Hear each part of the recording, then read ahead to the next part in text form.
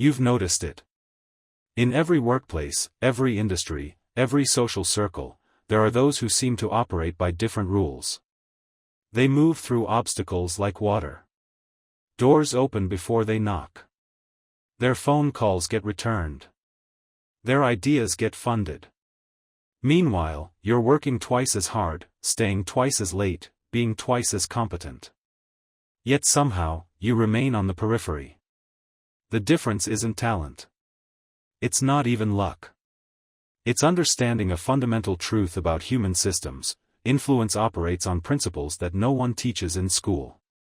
Today, we're examining 13 principles drawn from Niccolò Machiavelli's observations on power, not because they're pleasant, but because they're accurate. These aren't moral prescriptions. They're operating instructions for the world as it actually functions. Principle 1, the brightness paradox. Your instinct when meeting influential people is to demonstrate your capabilities. You want them to see your value immediately. This is precisely backwards. Secure people welcome talent. Insecure people, and power often breeds insecurity, experience competence as competition. As Machiavelli observed, making superiors feel outmatched doesn't create respect. It creates anxiety. The recalibration: position your contributions as enhancements to their vision. When presenting ideas, phrase them as questions. Would it strengthen your approach if we considered X? This frames you as a force multiplier rather than a rival. While others compete for the spotlight, you're building trust in the shadows. Trust opens access that talent alone never will. Principle 2, the opacity advantage. Transparency is valued in close relationships. In strategic ones, it's often a liability. When people know exactly what you want, they know exactly how to control you.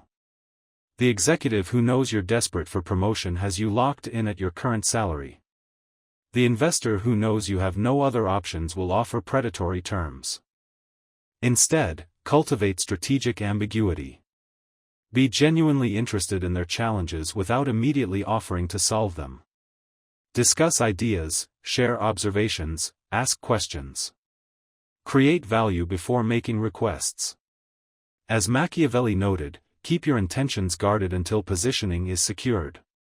Uncertainty creates space for others to imagine your value as greater than it might be. Let them wonder why you're taking this meeting if you don't need anything. Principle 3, the transaction they don't see. Approaching powerful people with appeals to fairness or merit is fundamentally ineffective. They're drowning in requests from deserving people. Machiavelli was explicit: appeals to self-interest succeed where appeals to mercy fail. The reframe: don't ask for opportunities. Identify problems they're actively struggling with and position yourself as the solution. Research their pain points. What's keeping them from their next milestone? What competitor concerns them? What capability gap exists in their organization? Then approach with, I've been tracking the challenge you're facing with Y. I have a perspective that might be useful. You've shifted from supplicant to strategic resource. Principle 4, the scarcity signal. Constant availability communicates low demand. If you respond to every message within minutes, if you're free for coffee any time, you're unconsciously signaling that your time has minimal value. This isn't about playing games. It's about genuine resource allocation. Build a life dense with meaningful activity. Have projects that consume your attention. Develop skills that require deep focus. When you do engage, be fully present. Then return to your work. As Machiavelli understood, absence can increase value more than presence. The person who's somewhat difficult to reach becomes worth reaching for. Principle 5, the reflection strategy. Most people try to impress by showcasing their uniqueness. This creates cognitive distance.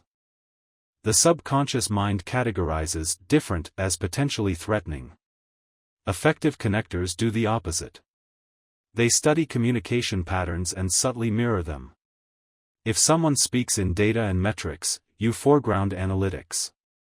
If they think in narratives and case studies, you speak in stories. This isn't deception, it's translation. You're reducing friction by speaking their native dialect. When people encounter their own patterns reflected back, they experience it as understanding. And we trust people who understand us. Principle 6, Intelligence as Currency. Information is the modern equivalent of what land was in Machiavelli's era, the foundation of power. Powerful people are often insulated from ground truth. They're surrounded by filtered information and political reporting. The person who brings unvarnished insight becomes invaluable. Position yourself as a source of signal in a world of noise. I noticed this shift in customer behavior that isn't showing up in the reports yet. There's discussion in the technical community that might impact your Q3 plans. You're not gossiping, you're providing competitive intelligence. This transforms you from outsider to advisor. Principle 7, The Alliance of Opposition. Humans bond powerfully over shared adversaries. We connect faster with people who oppose what we oppose than with people who support what we support. Identify what frustrates the person you're engaging with. Industry inefficiencies? Bureaucratic obstacles? Outdated thinking? Position yourself as someone who shares their dissatisfaction with the status quo. The way this industry settles for mediocrity, it's exactly what you were challenging in your presentation. You've just created an us versus them dynamic that bypasses months of relationship building. Principle 8, The Fantasy Framework.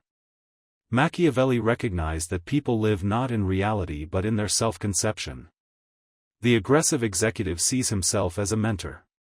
The disorganized creative sees herself as a strategic thinker. Your role isn't to correct these misperceptions, it's to reinforce them. If they want to be the wise teacher, become the thoughtful student.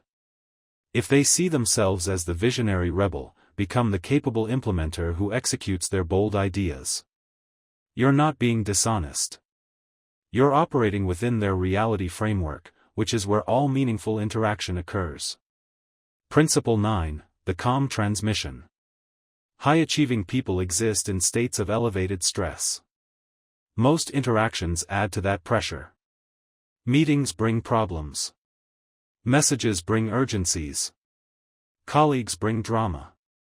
Differentiate yourself by lowering the temperature. When they're reactive, you're measured.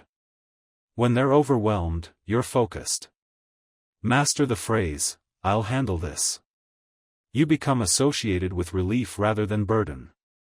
This is extraordinarily valuable. People will create reasons to interact with those who reduce their stress levels.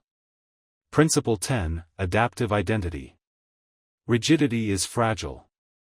Insisting on a single authentic self limits your ability to connect across different contexts and cultures.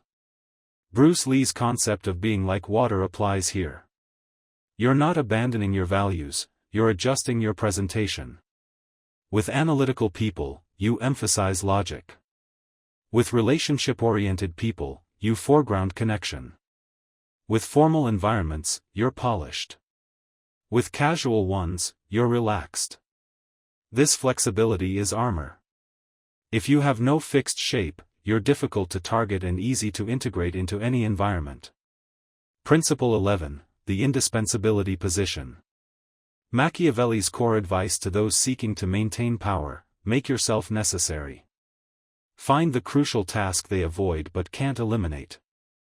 Master the relationship they can't afford to lose. Become the expert in the system no one else understands. Position yourself as the bridge to something they need. Once you're genuinely difficult to replace, the dynamics shift entirely. You're no longer negotiating from weakness. This doesn't mean being manipulative, it means being legitimately valuable in ways that aren't easily replicated. Principle 12, Frame Control. The person who frames the question controls the answer. When presenting options, don't offer unlimited choices. This creates decision paralysis. Instead, curate, we have two viable paths. Option A provides stability with limited upside. Option B involves calculated risk with significant potential gain. Based on your priorities, option B aligns better with your 3-year vision. You've done the analytical work. They make the final call and feel in control. But you've structured the decision space. As Machiavelli noted, the wise rely on what they can control. Principle 13, the sovereignty requirement. Here's the paradox: to successfully connect with powerful people, you must genuinely not need them. Desperation has a scent. When your validation depends on their approval, they sense it instantly. You become a petitioner rather than a peer. Cultivate genuine alternatives. Build your own platform, however modest. Develop your own vision. Be willing to walk away from unfavorable terms. The person who can walk always has leverage. This isn't arrogance, it's self-possession. Powerful people encounter supplication constantly. When they meet someone who respects them but doesn't require them, it's magnetic. You've signaled that you're operating from wholeness rather than deficit. Integration. These principles aren't comfortable. They acknowledge that human systems run on psychology, self-interest, and perception as much as merit. You can reject this framework and maintain moral purity. That's a valid choice. But understand that the structures around you, the ones that determine who gets resources, opportunities, and influence, weren't built on hope and fairness. Machiavelli's value wasn't cynicism. It was clarity. He described the machinery of power without the comforting myths. Understanding these dynamics doesn't require using them maliciously. It means engaging with the world as it functions rather than as you wish it functioned. The 13 principles aren't constraints. They're capabilities. They transform you from someone hoping to be noticed into someone architecting their own access. The difference between being moved by the system and moving through it is understanding its operating principles. That understanding begins now.